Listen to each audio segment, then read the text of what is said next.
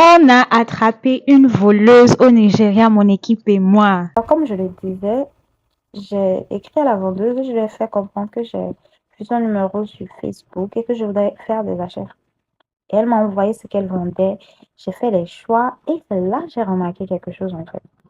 C'est une personal shopper, quelque chose qui est assez répandu au Nigeria. Des personnes qui ont des groupes, qui posent des articles qui se vendent au marché et les jours de marché, ils vont vous faire les achats avec une marge dessus. Sauf qu'ici, il faut faire attention parce qu'il y a des personnes mal intentionnées. Là, on travaille avec des personal shoppers qui ont déjà fait des preuves en fait, qui ont des pages qui sont traçables. On ne le fait pas avec n'importe qui.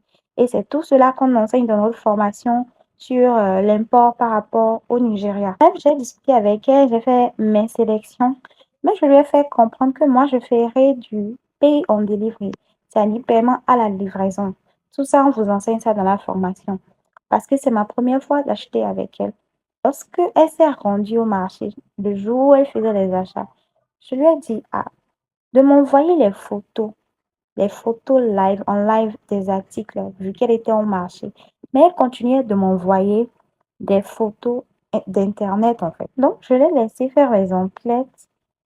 À un moment donné, elle me disait, est-ce que je vais pas envoyer une avance, vu qu'elle est en train de faire les achats? J'ai dit de ne pas s'en faire. On va se rencontrer, que elle va recevoir son paiement. Alors, effectivement, le lendemain, elle est venue, sauf que elle ne savait pas où elle venait. Je lui ai donné rendez-vous quelque part avec des agents qui travaillent pour moi et on l'a cerné.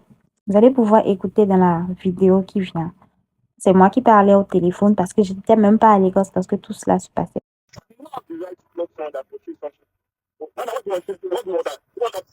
Yes, let us send the money back. Let us send it to my GTB.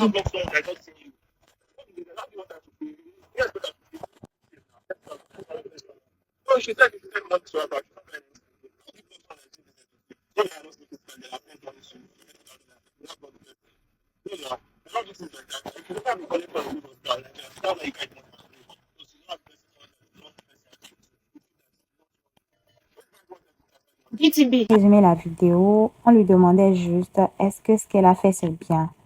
Que d'imaginer que si la cliente n'avait personne au Nigeria, c'est comme ça, elle allait la bloquer, qu'on ne fait pas les affaires comme ça.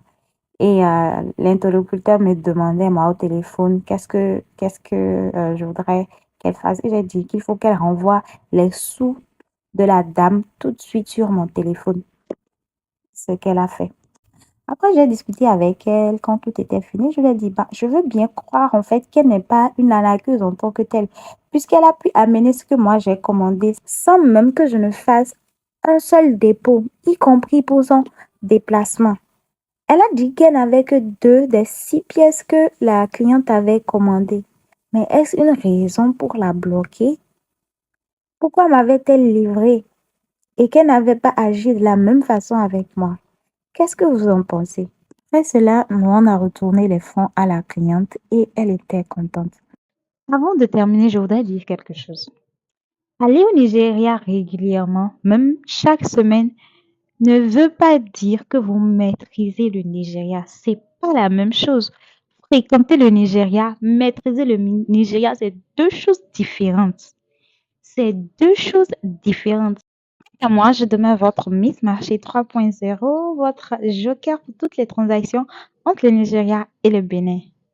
Au passage, nous organisons un voyage en fin août pour pouvoir marquer la fin des vacances et vous permettre de profiter du Nigeria, faire des achats à gogo.